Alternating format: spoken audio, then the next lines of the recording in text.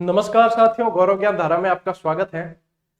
आज अपन नया टॉपिक शुरू कर रहे हैं। दुर्ग अपने पूरे हो चुके हैं और अब अपन नया टॉपिक शुरू करने जा रहे हैं। आज वो है आपके महल, राजस्थान के महल। जिसमें देखो साथियों, एक बात ध्यान देना, महल जो है अधिकांश जो प्रश्न बनते हैं ना, वो आपके बनते हैं कि वो महल कहाँ है, उसकी लोकेशन कहाँ है। यदि मैं बात करूं तो 60 से 65% प्रश्न यदि महल से बनते हैं तो उसमें यह पूछा जाता है कि ये कहाँ है। उसके बाद में यदि प्रश्न बनते हैं तो यह पूछा जाता है उसका निर्माण किसने करवाया, और उसके बाद में ये प्रश्न बनते हैं तो फिर उसके अंदर की विशेषताएं पूछी जाती है। ठीक है, तो जहां जहां जिन जिन महलों की विशेषताएं पढ़ने लायक है और जहां पे जो ध्यान देने लायक चीज है वो मैं आपको बड़े अच्छे तरीके से बताऊंगा। इसके अलावा जो महल लोकेशन के आधार पे पूछे जाते हैं, जिसमें ज्यादातर लोकेशन पूछी जाती है, वो मैं लोकेशन के आधार पे आपको बताऊंगा। और साथ साथ में याद रख करने का तरीका वगैरह जो भी है, जितना भी है, जितना एफर्ट है अपन पूरा डालेंगे। ठीक है, अब आप लोगों के लिए कल भी एक वीडियो बनाया था मोटिवेशनल, उसमें बता दिया था मैंने कि अब बिल्कुल भी आप ये ना सोचे कि अभी भी हमारे पास में बहुत समय है, वैकेंसी आएगी ना यूं यूं दिन निकल जाएंगे बिल्कुल चुटकियों में, और फिर क्या होगा, फिर मतलब आपकी वैकेंसी आने के बाद में जो अभी भी नई जगह है ना, वो फिर डेट आगे बढ़ाने के बारे में सोचेंगे। क्यों हर भर्ती में के बढ़ाते हैं, करो आंदोलन, बढ़ाओ डेट, ये गलत है। पहले से आपके पास में पर्याप्त समय है और अब मतलब ताबड़तोड़ भर्तियां पूरी होगी, और इसमें जो अपने आप को बना के रखेगा अच्छी तरीके से वो निकलेगा आगे। तो इसमें अब बिल्कुल संभल के चलना है आपको और टाइम वेस्ट बिल्कुल भी न करें। चलिए अपन जो है आज शुरू करते हैं राजस्थान के महल। यदि राजस्थान की महलों की बात करते हैं, और आप जो पीछे देख पा रहे हो हवा महल, यदि राजस्थान के महलों की बात करें और हवा महल को न पढ़ा जाए तो यानी कुछ भी नहीं पढ़ा। ये महलों की शुरुआत यदि कोई टॉपिक से करनी चाहिए तो वो हवा महल से की जाए, बहुत बढ़िया होती है। ठीक है, देखो हवा महल की सबसे पहली चीज साथियों आपको ध्यान होनी चाहिए, वैसे सभी को ध्यान है, वह जिसके जीके से लेना देना नहीं है वो भी ध्यान रखता है कि हवा महल कहाँ है, जयपुर में। घूमने फिरने का शौकीन है ना, वो भी ध्यान रखता है कि हवा महल कहाँ है, जयपुर के अंदर। तो ये कोई बताने की आवश्यकता आपको है नहीं, इसके बारे में आपको पता होनी चाहिए। हवा महल इसलिए कहते हैं, हवा बहुत बढ़िया तरीके से चलती है। ठीक है, अब यूं तो देखो हवा महल यूं अगर देख लो तो छोटा मोटा कई हो सके। ठीक है, हमारे अटे जवाई बांध में भी एक हवा महल बनी ओढ़ो, और हकीकत बात है वो हवा महल बनी ओढ़ो भी में हवा बहुत शानदार हाल है। ठीक, तो हवा महल हवा के लिए पहचाना जाता है। अब मैं इसकी विशेषताएं बताता हूं। सबसे पहले साथियों आपको ध्यान रखना है कि इसका निर्माण किसने करवाया, बहुत इंपॉर्टेंट प्रश्न पूछा जाता है। इसका निर्माण प्रताप सिंह ने करवाया और 1799 में करवाया है। ठीक है, प्रताप सिंह ने 1799। प्रताप सिंह संगीत प्रिय वगैरह बहुत मतलब इनके आपके तो प्रताप सिंह था नहीं सिलेबस में सेकंड ग्रेड वालों के, नहीं तो इसमें बताते आपको व्यवस्थित तरीके से। प्रताप सिंह में पढ़ने लायक बहुत सारी चीजें हैं। ठीक, अपन उसको अभी यहाँ पे नहीं लाएंगे क्योंकि अभी अपन को सिलेबस एक बार पूरा करना है ताकि क्लासेस जो है समय पर व्यवस्थित तरीके से पूरी हो जाए। दूसरा जो प्रश्न बनता है, इसके वास्तुकार को पूछा जाता है लालचंद्र उस्ता। लालचंद उस्ता ने इसका निर्माण करवाया।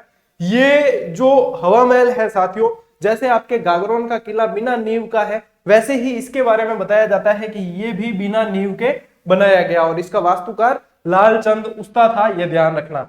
ठीक है, अब देखो इसमें 5 मंजिलें हैं। यदि आप देख पा रहे हो यहाँ पे ये हवा महल ही है, 1 2 3 4 और 5, इसमें 5 मंजिलें हैं। और ये भी प्रश्न बनता है, अब इसमें देखना शरद रतन विचित्र प्रकाश और हवा, और सबसे ऊपर की जो मंजिल है वो हवा है। और अपन यदि ध्यान देंगे तो ऊपर देखो हवा वैसे भी ज्यादा आती है। ठीक है, क्योंकि कोई रुकावट बाधा वगैरह नहीं है, तो बिल्कुल। और हवा हवा मंदिर इसको कहा जाता है, वो इसका कारण यही है कि यहाँ हवा बहुत शानदार तरीके से चलती है। तो शरद रतन विचित्र प्रकाश हवा। ठीक है, ऐसे कि ऐसे आपको याद भी कर लेनी है, शरद रतन विचित्र प्रकाश हवा, और ये याद जरूर कर लेना, आने वाले समय में प्रश्न बनने की संभावना रहती है। फिर मत कहना बताया नहीं किसी ने। इसके अंदर जो खिड़कियां हैं वो 953 953 खिड़कियां हैं, और इसका यदि आकार आप देखोगे, पूरा का पूरा यदि आकार देखोगे तो आपको ऐसे लगेगा जैसे कोई मुकुट है, और मुकुट भी किसका, कृष्ण भगवान के मुकुट के समान आकार है इस महल का। ये इसकी खासियत है। ये कोई मतलब बहुत लंबा चौड़ा बड़ा ऐसा महल नहीं है, ये जो दिख रहा है ना आपको इतना है, बाकी अंदर ऐसे खुला सा है। यदि आप अंदर गए होंगे तो आपको पता होगा, मैं यहाँ पे जा चुका हूँ और काफी सारे मेरे फोटो भी है। वो फोटो हकीकत में बहुत बढ़िया है। जो भी फोटो खिंचाने शौकीन है नहीं बे, हवा महल में जाना बिल्कुल यूं पोज वोज देन फोटो खिंचा सके, और बहुत प्यारा फोटो आवा है। ठीक, यहाँ से यदि देखेंगे ये बड़ी चौपड़ में स्थित है, यहाँ से यदि इनके झरोखे से देखा जाए तो बाहर का नजारा पूरा पूरा दिखता है व्यवस्थित। ठीक है ना, और बताया जाता है कि इसका निर्माण भी इसलिए ही करवाया गया था कि जैसे पर्दा प्रथा थी, ठीक है, तो पर्दे में रहती थी स्त्रियां, रानियां महारानियां जो भी, तो वो झरोखों के अंदर से बढ़िया तरीके से बाहर की जो है दृश्यों को देखकर अपना मतलब मन बहला सके और आराम से देख सके, साहब जो भी हलचल हो रही है वो सारी देख सके और आराम से अपना मन बहला सके। यहाँ से जो झांकियां निकलती है उनको भी वे अच्छी तरीके से देख सके, गणगौर की जैसे झांकी भी निकले तो उसको भी देख सके। सारी इन चीजों के हिसाब से इसको बनाया गया था और बाहर वालों को अंदर इतना कुछ दिखेगा नहीं। और वैसे कांच की खिड़कियां लगी हुई है, ये देखो ये कांच की खिड़कियां, ये अंदर का दृश्य है, हवा महल के एक झरोखे के अंदर का दृश्य है। ये कांच की खिड़कियां भी इस तरीके से बहुत बेहतरीन तरीके से लगी हुई है, तो ये इसकी खासियत है। और यहाँ पे आपको ध्यान रखना है कि कृष्ण के मुकुट के समान है ये, ठीक है, इतना भी ध्यान रख लोगे ना खूब है। आगे मैं आपको एक फोटो और बताऊंगा हवा महल के पिछले दृश्य का। यहाँ पे एक छोटा सा संग्रहालय भी बना हुआ है इसके पीछे, जब अंदर जाते हो तो उसका टिकट भी लगता है। बाकी हवा महल में घूमने के कोई पैसे नहीं है, ऐसे ही मतलब हवा से ही घूम सकते हो, ठीक है ना, जाए जो कभी, ठीक। क्यों जयपुर में घना छोरा रहे और ज्यादातर देख क्यों रहे, एक तो हवा महल, एक वो टॉकीज है की नाम है राज मंदिर, राज मंदिर है बट टिकट हाल तक ही अवेरन राखी उड़ा मेरे बारे कि मैं राज मंदिर जा रहा हूँ, हकीकत बात मतलब बहुत बढ़िया टॉकीज बनी उड़ो, मतलब पिक्चर देखने से ज्यादा उसके वहां के वो फोटो खिंचवाने और वहां के वो नजारा देखने जाते हैं। तो ये भी एक मतलब बहुत राजस्थान के अंदर ऐसी मतलब चीजें हैं जो पर्यटन मतलब जो घूमने का शौकीन है ना उसके तो मतलब शौक पूरे हो जाते हैं। अगली बात करते हैं साथियों अपन अल्बर्ट हॉल की। अल्बर्ट हॉल की भी यदि बात की जाए तो अल्बर्ट हॉल भी कहाँ है, जयपुर में। यदि निर्माण की साथियों बात करते हैं तो मैंने यहाँ पे राम सिंह लिख रखा है और उसके बाद में माधो सिंह लिखा है, यानी कि इसका निर्माण शुरू करवाया किसने, राम सिंह ने करवाया और इसको पूर्ण करवाया किसने, माधो सिंह ने करवाया। या फिर आप कह सकते हो इसका उद्घाटन किसके समय हुआ, तो माधो सिंह के समय हुआ, पूरा भी माधो सिंह ने करवाया। यदि आप जयपुर के लाल कलर की बात करते हो कि गुलाबी कलर, ठीक है, और गुलाबी भी कौन, हकीकत बात कहूं तो गेरुआ कलर है, कैसा है, गेरुआ है। यदि पिंक सिटी कहते हैं वैसे पिंक भी नहीं है, ओरिजिनल पिंक नहीं है, गेरुआ कलर है, ठीक। ये गेरुआ ये आपको दिख रहा है ना, ये गेरुआ ऐसा गेरुआ कलर है। तो गेरुआ कलर वो भी राम सिंह द्वितीय ने करवाया था, ठीक है ना, वो राम सिंह जी ने करवाया है। और यहाँ पे ये जो है आपके माधो सिंह, इनके अपने अल्बर्ट हॉल की बात हो रही है, ठीक है। अब इसके वास्तुकार अल्बर्ट हॉल के जो है वो क्विंटन जैकब है। देखो जैसा इसके महल का जैसा नाम है, विदेशी प्रभाव पड़ रहा है ना, तो यहीं पे भी आपको वास्तुकार में ध्यान रखना। देखो हवा महल क्या मतलब देशी नाम है, हवा हवा आवे जी महल, हवा महल, तो भाई आप रे वास्तुकार भी कौन है, लाल जी तो है। हवा महल देशी आइटम है, देखो देशी चीजा, भाई वास्तुकार भी देशी है, लाल जी है, ठीक, लाल जी, लाल चंद्र उस्ता। अब एक विदेशी आइटम देखो अल्बर्ट हॉल, क्या इंग्लिश है ना, इंग्लिश में है तो क्विंटन जैकब, थोड़ा क्या इंग्लिश को बताते हैं जेंटलमैन की भाषा है, ठीक। लेकिन मैं हिंदी बोलता हूं इसका मतलब मैं गंवार नहीं हूं। ये बात भी बहुत मतलब दिल के अंदर लगती है कि हिंदी बोलना मुझे प्रिय है, इसका मतलब मैं गंवार नहीं हूं। और गंवार कहने वाले को अमर सिंह पता है ना, सलामत खा को 20 दरबार में। हाँ ठीक, चलिए आगे बढ़ते हैं। एडवर्ड सप्तम के भारत आगमन पर इसका निर्माण करवाया गया। अल्बर्ट हॉल के बारे में इतनी जानकारी ध्यान में रख लेना। आगे बढ़ते हैं साथियों, चंद्र महल जिसे सिटी पैलेस के नाम से भी जाना जाता है, और वर्तमान में जयपुर के जो शासक थे, राज परिवार है वर्तमान के अंदर, वो यहाँ पे निवास करते हैं। ये उनका निवास स्थल है, बहुत बड़ा बना हुआ है सिटी पैलेस। इसका निर्माण जो है साथियों सवाई जय सिंह ने करवाया है। अब मैं आपको अगली स्लाइड पर लेकर चलता हूं और वहां पे आपको कुछ फोटो दिखाता हूं, ठीक है साथियों। ये जो आप देख पा रहे हो ये आपके है अल्बर्ट हॉल। ये क्या है, अल्बर्ट हॉल है जो एडवर्ड सप्तम के आगमन पर बनाया था। देख लो अच्छी तरीके से, ये अल्बर्ट हॉल है। और ये जो नजारा आप देख पा रहे हो ये हवा महल के अंदर का नजारा है। यदि यहाँ पे ये देखोगे, ये जो चीज दिख रही है ना, ये आपके ईसर लाट है। क्या है, ईसर लाट है, कभी बताएंगे आपको, ईश्वरी सिंह द्वारा बनाई गई। और ये यहाँ पे जो आपको दिख रहा है ये जंतर मंत्र के अंदर का नजारा। जंतर मंत्र में भी जो सम्राट यंत्र लगा हुआ है वह ये दिख रहा है। हवा महल के पीछे की खिड़की है और पीछे की उस पे ये दिखता हुआ नजारा है, तो ये भी हवा महल के अंदर से लिया हुआ फोटो है, ठीक है। तो इस चीज को भी थोड़ा सा ध्यान में रखेंगे। और अब अपन बढ़ते हैं आगे। देखो अब अपन पढ़ रहे थे चंद्र महल यानी कि सिटी पैलेस, ठीक है। देखो यहाँ पे अपन ने, यहाँ मैं आपको बता देता हूँ वापस, यहाँ पे अपन ने छोड़ा था इसको, बीच में अपने ये फोटो वाली स्लाइड आ गई और फिर अपने आ गए हैं यहाँ पे, ठीक है। तो कोई समस्या नहीं है, ये चंद्र महल के बारे में ही पढ़ रहे हैं, ये ध्यान रखना। ये 7 मंजिला है और 7वीं मंजिल को मुकुट मंदिर के नाम से जाना जाता है। ठीक है, 7वीं मंजिल को मुकुट मंदिर के नाम से भी जाना जाता है। इसमें विश्व के सबसे बड़े पात्र, वो भी कैसे, चांदी के पात्र, और बनवाए किसने, माधो सिंह जी ने बनवाए, माधो सिंह द्वितीय ने बनवाए। चांदी के सबसे बड़े, विश्व के सबसे बड़े गंगा जल भरने के लिए बनवाए थे। यहाँ पे यदि आप देख पा रहे हो तो ये चांदी का पात्र है, और ये कितना बड़ा होगा इसलिए मैंने ये फोटो दिया है आपको साथ में। इधर को आदमी खड़ा है पास में, और इतना बड़ा ये पात्र है जो जल भर के ले गए थे। 2 पात्र बनवाए थे इन्होंने ऐसे, और यहां से इंग्लैंड जब गए थे यात्रा पर तो प्लेन में रख के बहुत सारी चीजें लेके गए थे, पूरा लाव लश्कर लेके गए थे। ये चांदी के पात्र, खाने के सामान, खाने पीने के सामान वगैरह सब, गाय तक लेके गए थे। गाय भी वहां पे दूध भी खुद की ले गए हुए गाय का पिया था। ठीक है, तो ये मतलब एक अलग ही राजा थे जो यहाँ से देखो क्या, वहां के पानी वानी कौन पिएगा, अपने यहाँ शुद्ध लेकर जाएंगे। वहां मिनरल वाटर क्या है, बट मिनरल वाटर है, अरे अपार चीजें कौन, अपार वो मिनरल वाटर है। और चांदी के पात्र बनवाए, लगभग इसका वजन ही, इसका ही लगभग 7 क्विंटल के करीब था। 7 क्विंटल के करीब इस पात्र का वजन था, और इसको भरकर ले गए थे यहाँ से, स्पेशल विमान किराए पर लिया था ले जाने के लिए। ठीक है, और ये वर्तमान में यहाँ पे आपके रखा हुआ है, ये ध्यान रखना।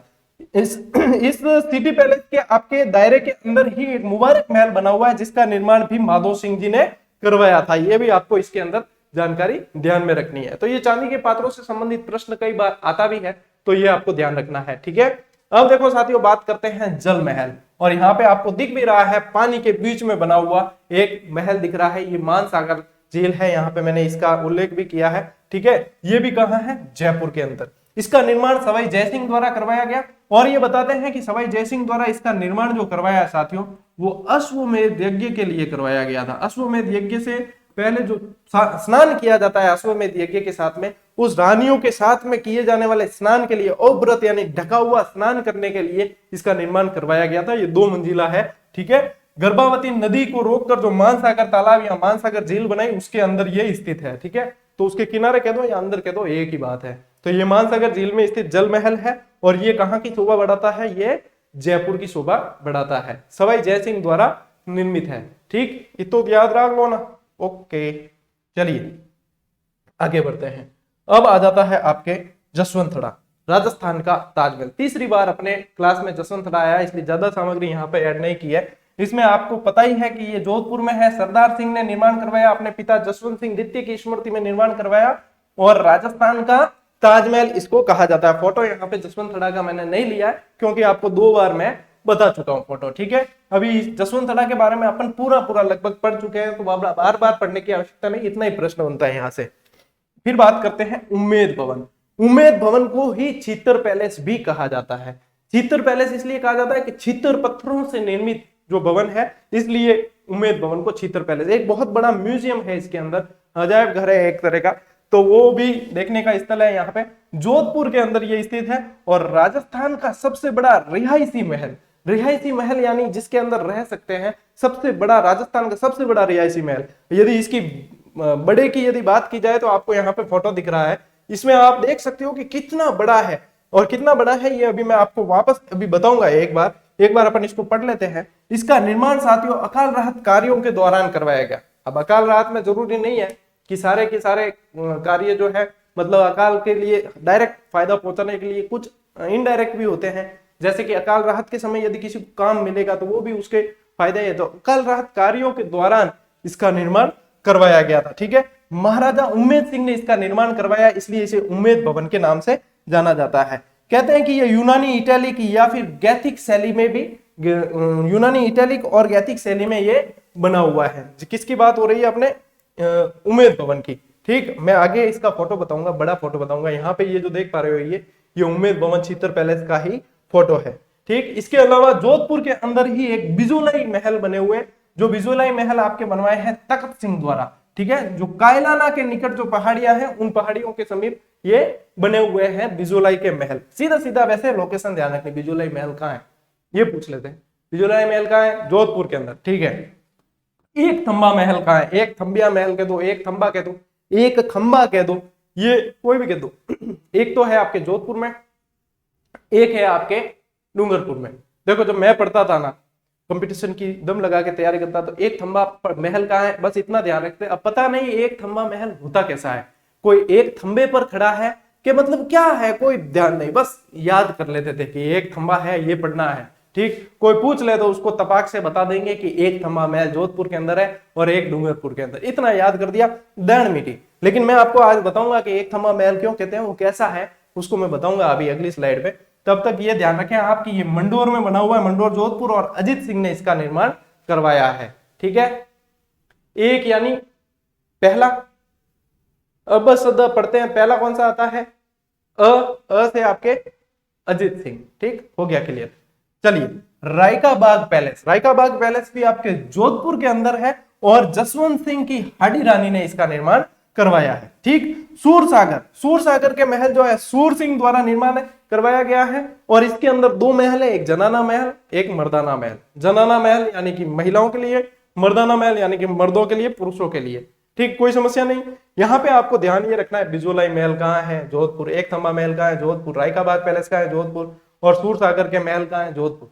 यहां से तो इतना ही ध्यान रख लोगे ना, तो भी आप बहुत अच्छी कंडीशन में आ जाओगे। और ये तो सूरसागर पढ़ते ही ध्यान पड़ जाएगा कि इसका निर्माण किसने करवाया, तो सूर सिंह जी करायो सा। ठीक, एक नंबर कौन करवाया, एक नंबर माते अजीत सिंह करायो सा। ओके, रायका बाग पैलेस का निर्माण कौन करवाया, जसवंत सिंह की हड्डी रानी द्वारा बनाया हुआ है। ठीक है, बिजोलई के महल तख्त सिंह द्वारा बने हुए हैं, कोई दिक्कत नहीं है। चलिए आपको अब बताते हैं फोटो।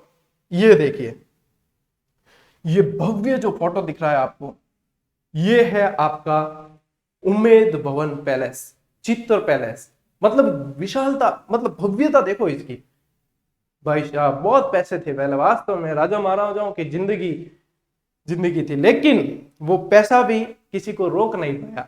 ठीक है ना, भाई कितने भी पैसे वाला है ना, राजा रंग फकीर जो आया है वो जाएगा, राजा रंग फकीर। मन कई जना कहे थे ये तो लोड लेन, ये तो काम करो, मतलब ये सब जो वास्तव में हकीकत करीब से जानता है ना, वो कहता है इतना लोड लेकर करते हो। कुछ विद्यार्थी तो समझते हैं आपके प्रयास को, कुछ तो समझते ही नहीं है, तो आपके क्यों करते हो ये सब। अब उसका कारण ये है कि हर चीज पैसे के लिए नहीं की जा सकती। जो आया है सो जाएगा, राजा रंग फकीर। याद तो जब किया जाएगा तब उनको एहसास होगा कि वास्तव में हम नौकरी लग गए और वास्तव में हमारे कोई इतना ऊपर आर्थिक भार नहीं पड़ा और कोई बंदा था जिसने हमारे लिए दिल से काम किया। और जब वो याद करेंगे, वो दुआएं हैं, तो कहीं ना कहीं कोई जैसे कोई समस्या आएगी तो वो दुआओं से वो समस्या जल्दी सॉल्व हो जाएगी। तो यही तो है असली कमाई। असली कमाई यही है, जब चला जाता है ना आदमी, मसाणी बैराग सबरे उठे। ठीक, मसाणी हम सबरे बैराग उठे, मसाणी बारे आओ तो फोन आओ तो टक, हाँ आवरी हो बेटे, अरे वो नहीं करना, ये नहीं करना, ये सब चलता रहता है। तो ये देखो, ये इतना राजसी ठाट बाट भी छोड़कर राजा महाराजा चले, कितना भव्य है। ठीक, और ये जो देख पा रहे हो आप दूसरा, ये है आपका एक थंबा महल। ये कौन सा है, एक थंबा महल है। अभी बताया ना मैंने आपको, एक थंबा महल बताऊंगा मैं आपको।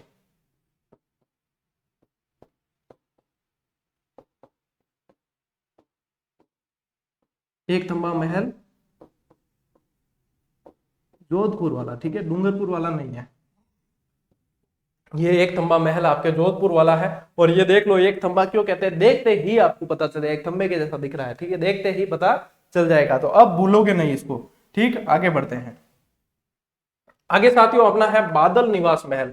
अब बादल महल भी है ना, या बादल निवास महल कह दो, ये बादल महल भी आपके दो तीन जगह है। एक तो आपके बादल निवास महल जैसलमेर वाला है, एक आपके कुंभलगढ़ में भी, एक मेहरानगढ़ जोधपुर में, मतलब बहुत जगह है। कई घोड़ों के नाम भी बादल हुआ करते थे खूब जनों के। ठीक है, बादल नाम से खूब इतिहास में खूब जगह प्रयोग लिया गया है। तो यहाँ पे ये जो बादल निवास महल है, ये जैसलमेर वाला है और इसका निर्माण साथियों सिलावटों द्वारा करवाया गया है। और सिलावटों द्वारा निर्माण करवाकर ये राजा बैरिशाल को, महारावल बैरिशाल को भेंट कर दिया गया। इतना भी याद करोगे ना, मान के चलो आप किसी से भी डिस्कशन करोगे ना, बहुत बढ़िया कंडीशन में आप अपने आप को पाओगे, इतना याद हो गया तो भी। मतलब सेलेक्टिव चीजें पढ़नी आनी चाहिए, डेस्क्रिप्टिव नॉलेज पूरा होना चाहिए, लेकिन सेलेक्टिव चीजें याद रहनी चाहिए, ये आपको सीखना पड़ेगा। फिर आते हैं अपन खेतड़ी महल। खेतड़ी महल जो है वो झुंझुनू के अंदर है। ठीक, खेतड़ी से ही पता चल जाएगा, तांबे के लिए जाना जाता है, तो खेतड़ी महल झुंझुनू के अंदर है। इसमें साथियों क्या ध्यान रखना है कि ये राजस्थान का दूसरा हवा महल कहलाता है। यहाँ पे यदि देखोगे थोड़ा थोड़ा, पूरा तो नहीं कह सकते, लेकिन थोड़ा थोड़ा आप देखोगे कि इसका शेप जो है झरोखे वरोखे इस तरीके से, तो ये राजस्थान का दूसरा हवा महल भी कहलाता है, या खेतड़ी का हवा महल, या झुंझुनू शेखावटी का हवा महल भी इसको कह सकते हैं। इसका निर्माण जो करवाया साथियों भोपाल सिंह ने करवाया। भोपाल सिंह और स्वामी विवेकानंद की बहुत अच्छी मित्रता थी। ऐसा बताते हैं कि शिकागो जब धर्म सम्मेलन में स्वामी जी भाग लेने गए थे, स्वामी विवेकानंद, विविध निशानंद ऐसा कुछ इनका नाम था पहले विवेकानंद जी का, लेकिन इन्होंने भोपाल सिंह जी ने उनका स्वामी जी की उपाधि दी और विवेकानंद नाम दिया। इन्होंने, किसने? भोपाल सिंह जी। भोपाल सिंह जी बहुत अच्छे इनके मित्र थे और इनका मान भी स्वामी जी बहुत रखते थे, विवेकानंद जी इनका बहुत मान रखते थे।